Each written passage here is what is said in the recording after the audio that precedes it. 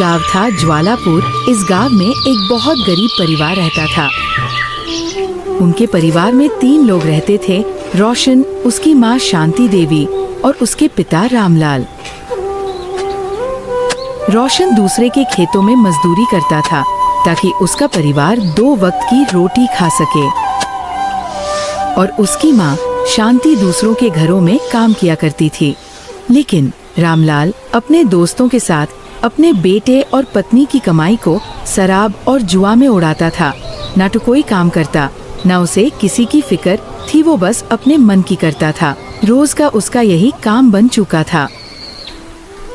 एक दिन की बात है, सुबह का समय था। पूरा परिवार साथ बैठ के खाना खा रहे थे।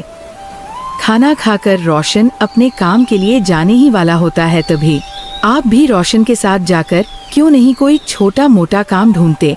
कुछ पैसे ज्यादा आएंगे तो कम से कम खाना तो ढंग का मिलेगा। ये जो आप दिन भर अपने पियक्कर दोस्तों के साथ घूमते हो, इससे क्या मिलता है आपको? ठीक है, सोचूंगा मैं। अब सुबह सुबह मेरा दिमाग खराब मत करो और जाओ जाके अपना काम करो। रामलाल अपनी पत्नी से लड़ाई करके और गुस्सा होकर फिर से अपने दोस्तों के पास चला जाता है। 2 पैसे क्या कमाती है, इस वजह से जब देखो तब मुझ पे अपना आरोप झाड़ती रहती है। आज मैं इसको बताता हूँ। जाने दो माँ, तुम क्यों पापा के मुंह लगती हो? तुमको तो पता है, सब चाहे कोई कितना भी समझा ले, वो अपने मन की ही करेंगे। जिस दिन समझ आएगा उनको खुद समझ जाएंगे। मेरे मरने के बाद उनको समझ आएगा कि शांति सही कहा करती थी या गलत। ऐसा मत बोलो माँ, तुम गुस्सा में कुछ भी बोल देती हो। अभी मैं काम के लिए देर हो रहा हूँ, टाइम से काम पे नहीं गया तो मालिक सारे पैसे नहीं देगा। ठीक है बेटा, मुझको भी आज सेठ जी के यहाँ बहुत काम है। कल रात को सेठ जी के यहाँ पार्टी थी तो बहुत सारे बर्तन धोने होंगे, तो हम दोनों अपने अपने काम पर चलते हैं। और माँ बेटा दोनों अपने अपने काम के लिए चले गए।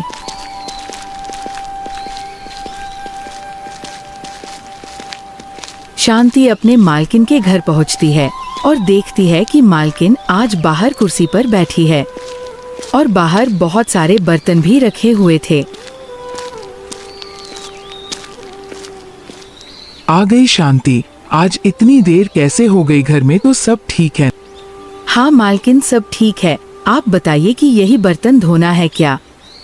हाँ यही है, कल के पार्टी में इस्तेमाल हुआ सभी बर्तन। तुम बस इन सभी को अच्छे से साफ कर दो।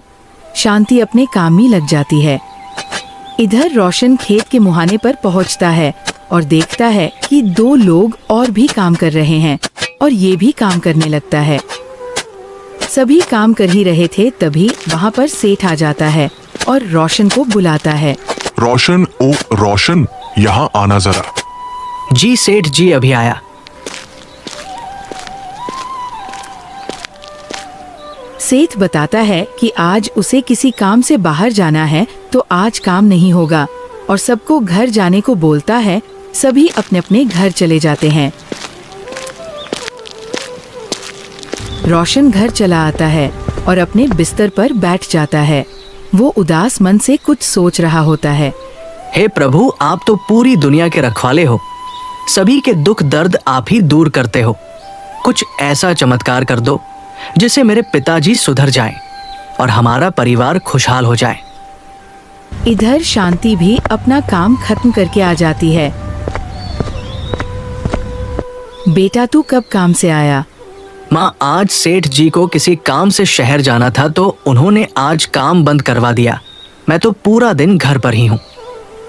ठीक है, अपने पापा को देखा कहीं पे? पता नहीं आज इतना देर कहाँ रुक गए। रोज तो दारू पीकर हमारे आने से पहले ही आकर सोए रहते थे। तुम चिंतित मत हो माँ, वो अपने दोस्तों के साथ होंगे, थोड़ी देर में खुद आ जाएंगे। शांति अपने घर के कामों में लग जाती है। इधर रामलाल अपने परिवार से गुस्सा होकर बिना किसी को बताए अपने दोनों हाथों में शराब की बोतल लिए जंगल चला आता है और एक पेड़ के नीचे बैठकर और वो गुस्से में खूब शराब पीता है। कुछ देर बाद शाम हो गई। सूरज ढलने लगा था। जंगल में सन्नाटा फैल गया था।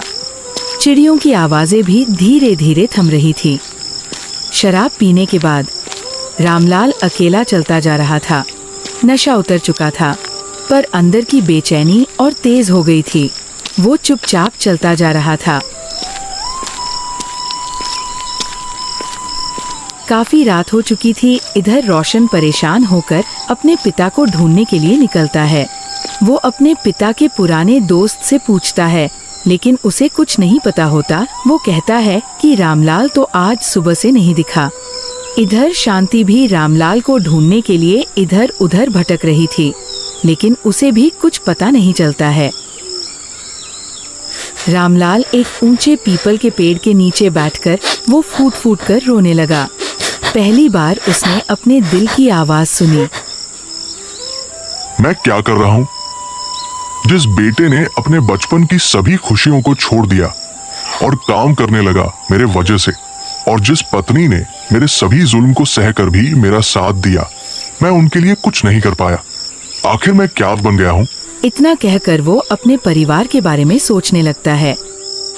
रोशन और शांति दोनों थक हार कर घर वापस आ जाते हैं और घर के बाहर बैठकर रामलाल का इंतजार करने लगते हैं। इधर जंगल में थोड़ी देर बाद पास ही से एक जंगली भालू की आवाज आई। रामलाल की धड़कन रुक गई, सांस थम गई।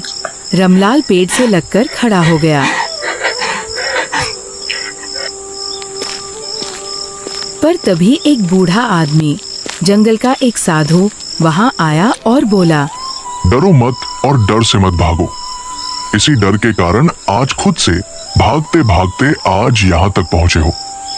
अब रुक जाओ और खुद का सामना करो। रामलाल ने उस रात कुछ नहीं कहा, बस चुपचाप उस साधु की बातें सुनता रहा। उस रात बाबा ने रामलाल को जिंदगी के बहुत सारे ज्ञान को समझाया। अगली सुबह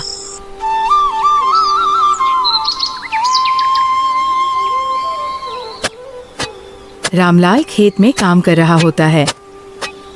रात से सुबह हो गई। इधर शांति और रोशन अभी भी उसका घर पे इंतजार कर रहे थे। तभी रामलाल अपना काम खत्म करके घर आता है। रामलाल के हाथों में कुदाल देखकर शांति और रोशन दोनों चौंक जाते हैं। आप कहाँ गए थे? कल सुबह से हमने आपको कहाँ नहीं ढूंढा। और ये कुदाल किसकी है? आपको पता भी है कि हम कितना परेशान हो गए थे। हाँ पिताजी, कल पूरी रात हम घर के बाहर बैठ के आपका इंतजार कर रहे थे। आखिर आप कहाँ गायब थे पूरी रात?